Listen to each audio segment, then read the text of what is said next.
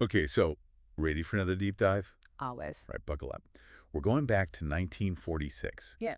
Texarkana. Oh, yeah. I've heard about this. Yeah, it's a town trying to get back to normal after World War II. Right. But then they have this whole other thing to deal with.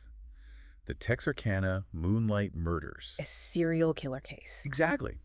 And get this, we're going to learn about it through a novel. Interesting. Which one? Shadows over Hotel Grimm by Robin Caroll. I'm intrigued. Me too, especially since you're such a fan of true crime. Oh, yeah. Anything historical mystery, sign me up. And this one is a doozy. I mean, it blends actual facts with fiction. Wait, so the murders were real? Totally. And they were I never see. solved. Wow. So that must add a whole other level to the reading experience. It does. I mean, you're constantly trying to figure out what's real and what's imagined. Okay, I'm hooked. Tell me more. Right.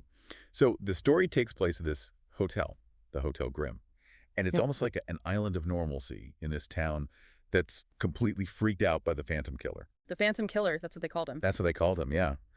And Carol uses the hotel as this stark contrast to the darkness and fear surrounding those crimes. Makes sense. I mean, think about what was going on in 1946. Okay, yeah, paint the picture for us. The war is over, but everyone's still on edge. You have all these soldiers coming back home. Trying to fit back into... Exactly, trying to fit back into a life that's totally different than the one they left. Women had taken on new roles, the economy was shifting, and there was this tension between wanting things to go back to the way they were. normalcy. Yeah, normalcy. But then you also have all this rapid change happening all around them, and I think the Hotel Grimm, it might represent that longing for the familiar. That yearning for the good old days. Makes sense. And that brings us to Penny, Penny. the main character. She's a maid at the hotel. She's young, dealt with a lot of loss, too. Oh, like what? Her dad died in the war, and her mom's sick. So she's trying to keep her head above water. Financially, emotionally, it's tough. You really feel for her. Yeah, totally. And her struggles are probably pretty common for women back then. Yeah, even with the post-war boom, women often ended up in jobs like Penny's. Exactly. It wasn't all sunshine and roses like some people think. Right. And then you have Ben, this Texas Ranger who's obsessed with catching the killer. Oh, I love a good Texas Ranger story. Right. You know, that whole lone wolf, tough guy image. Classic. Totally. But here's the thing. The Texarkana Moonlight murders were never actually solved. Oh, so that's where the fact and fiction really start to blur. Exactly. So is Carol questioning the traditional ways of solving crimes? Maybe he's trying to say that those methods aren't always enough, especially with a killer like this. Someone so shadowy. Yeah, someone almost like a phantom. Exactly. And let's talk about the suspense. I mean, when the Phantom Killer starts getting closer to Penny, you really start to worry. Yeah, that's when a good mystery really grabs you. It does. I was on the edge of my seat. But I couldn't figure out the killer's motive.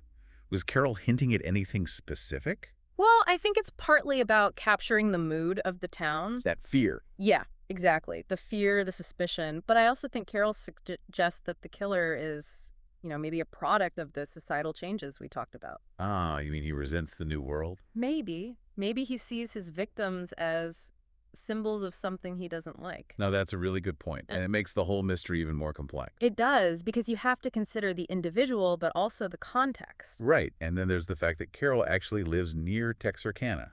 No way! Seriously. So you can't help but wonder if they've woven in, local rumors or details that the police might have missed. Ooh, that's fascinating. It really makes you question everything. What's real, what's imagined. It's like the author is playing a game with the reader.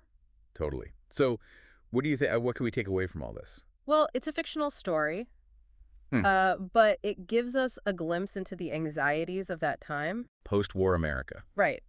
And it makes us think about why people do bad things, about whether the police are always equipped to handle these kinds of cases. And how change, even if it's good change, can really shake things up. Yeah.